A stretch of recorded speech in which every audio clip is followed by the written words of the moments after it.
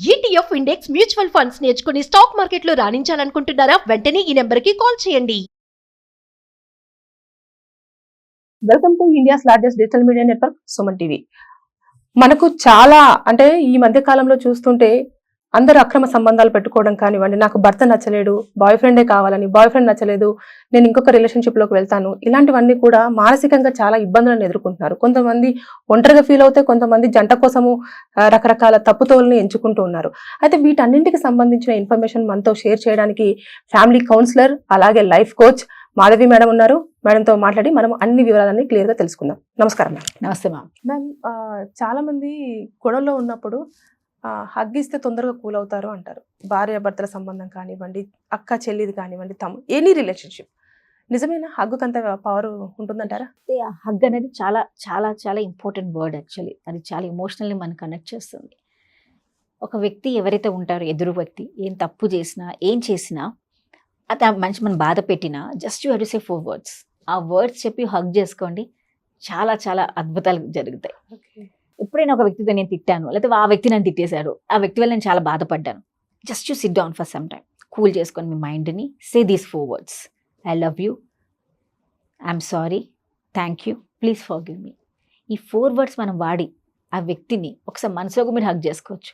ఆ వ్యక్తి మీ ముందున్నప్పుడు కూడా హగ్ చేసుకోండి. ఈ వర్డ్స్ అని లాట్ ఆఫ్ ఇంప్రూవ్మెంట్ జరుగుతుంది. ఎందుకంటే ఒక హగ్ అనేది ఒక ఫీలింగ్ అండి. ప్రతి ఒక్క మనిషిని మార్చేది రెండు విజువల్స్ అండ్ కెనెస్థెటిక్. ఆ టచ్ చాలా ఇంపార్టెంట్ ఉంటుంది. మీరు ఎవరైనా ఆలోచించండి, చిన్న పిల్లలు ఎవరైనా కూడా మీ దగ్గర తప్పు చేసి ఒక్కసారి చెయ్యేసి ఇట్స్ ఓకే అంటే కూల్ అయిపోతాం, అవునా కదా? అంత పవర్ ఉంటుంది. సో మీరు కౌగిలించుకున్నారు అనుకోండి, అది ఏమవుతుందంటే ఆ ఎమోషనల్ కనెక్షన్ ఇద్దరి మధ్యలో ఉన్న బాండ్ ఏదైతే ఉంటుందో, ఫీలింగ్స్ ఏదైతే ఉంటుందో, అది automatic they will feel it. ఆ హగ్తో, ఆ హగ్ ఎప్పుడైతే వచ్చిన వెంటనే ఎంత కోపంగా ఉన్న వ్యక్తి కూడా నిజంగా కొంచెం టైంకి కూల్ అయిపోవడానికి ప్రయత్నిస్తాడు. Because you are giving that warmth to that person. అవునా కదా? మీ ఆలోచించండి, చిన్న ఎగ్జాంపుల్, ఒక పిల్లోడు ఏడుస్తుంటే తల్లి తీసుకొని వాడిని ఎత్తుకొని దగ్గర తీసుకున్నంత వెంటనే వాడు ఆపేస్తాడు. అవును, ఆ హగ్ ఇస్తుందా లేదా తల్లి, ఆ టచ్, ఆ బాడీ వార్మ్త్. అలాగే మన దగ్గర కూడా చాలా మంది దాన్ని లేకపోవడంతో కూడా చాలా మంది బాధపడిపోతూ ఉంటారు.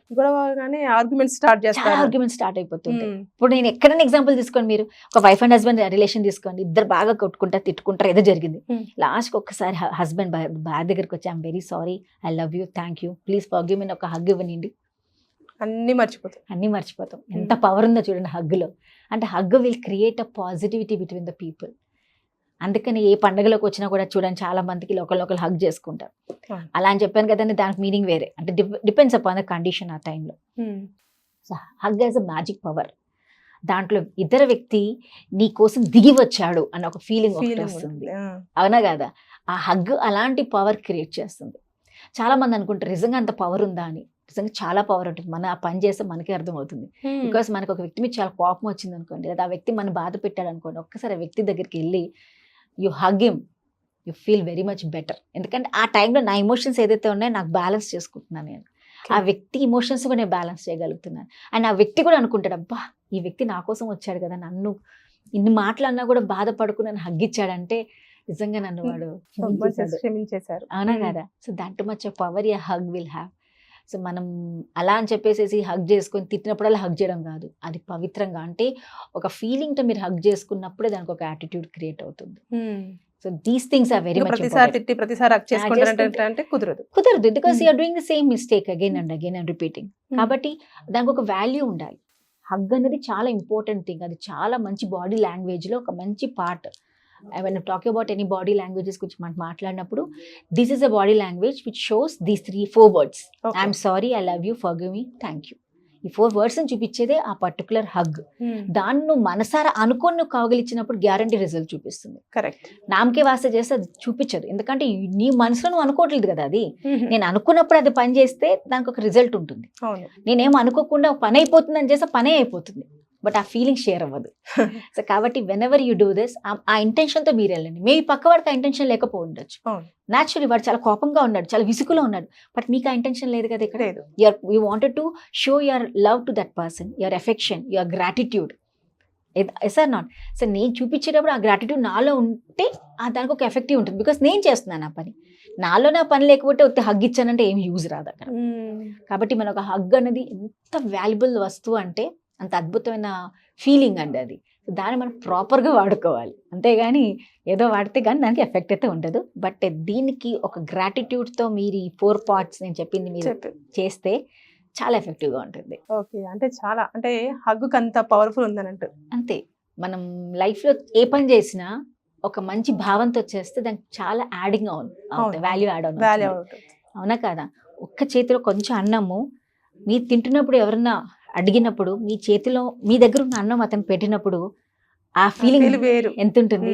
అంతేగాని ఆ పక్కనే ఉండిలే నువ్వు కూడా పెట్టుకోరా అంటే అదే అన్నం అక్కడ పెడుతున్నారు, కానీ మనతో పెట్టిన అన్నం వేరే, అక్కడి నుంచి తీసుకోమని ఆ భావం మారిపోయిందా లేదా అంటే చాలా important. Which intention or which value are creating to that person, అప్పుడు దానికి ఒక వాల్యూ క్రియేట్ అవుతుంది.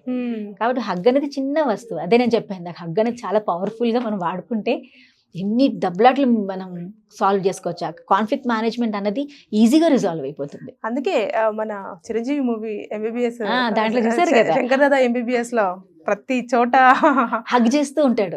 వాడు అది నేర్చుకున్నాడు కాబట్టి ఏ కాన్ఫ్లిక్ట్ వచ్చినా మార్చడానికి అదే చేశాడు. ఆ వ్యక్తి చూడండి, వాడు చాలా కోపంగా ఉంటాడు, పొద్దున్న నన్ను ఎవరు పట్టించుకోవట్లేదు, నన్ను ఎవరు చూసుకోవట్లేదు, నేను ఎంత క్లీన్ చేసుకున్నా, ఒక క్లీనర్ గానే చూస్తూ ఉంటారు వాడిని. అవును, క్లీనర్ గానే చూస్తుంటారు. ఇతను ఒక్కడే వెళ్ళి మళ్ళీ మట్టిది కాళ్ళతో నడిచాను అని చెప్పి తను హగ్ చేసుకుంటాడు. అప్పుడు ఆ అబ్బాయి ఏం చేసి ముందు దాంట్లో కోపంగా చూస్తాడు, ముందు దాంట్లో ఒక ఎవరైనా తొక్కుకుంటే వెళ్తే వాడిని తిట్టేస్తాడు వీడు.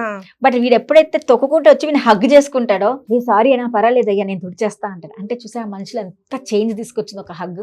ఏం చేయలేదు అతను, that is one of the body language. అంతే, అదొక కమ్యూనికేటే. అంతే, కమ్యూనికేట్ చేయడం, కమ్యూనికేట్, బాడీ లాంగ్వేజ్ కమ్యూనికేట్స్ అండి. ఇప్పుడు మన మధ్య మాట్లాడుతున్నాము, మన ప్రతి ఒక్క body is talking or not. మన బాడీ లాంగ్వేజ్ అంటే మొత్తం మన బాడీ కమ్యూనికేట్ చేస్తుంది. మీకు నచ్చిన పని, మీకు నచ్చిన ఫుడ్ మీ పక్కకే ఉంటుంది, చెప్పకపోయినా అది చూసి పక్కకి వెళ్ళిపోయారంటే అర్థం ఏంటి? నచ్చలేదు.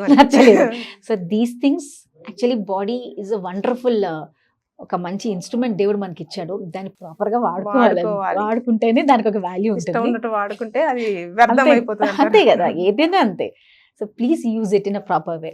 సో హగ్ ఒక పవర్ఫుల్ థింగ్, పవర్ఫుల్ గానే వాడండి, then make use of it in a proper, అంతేగాని అప్పుడే మనకి దానికి ఒక వాల్యూ క్రియేటింగ్ అవుతుంది.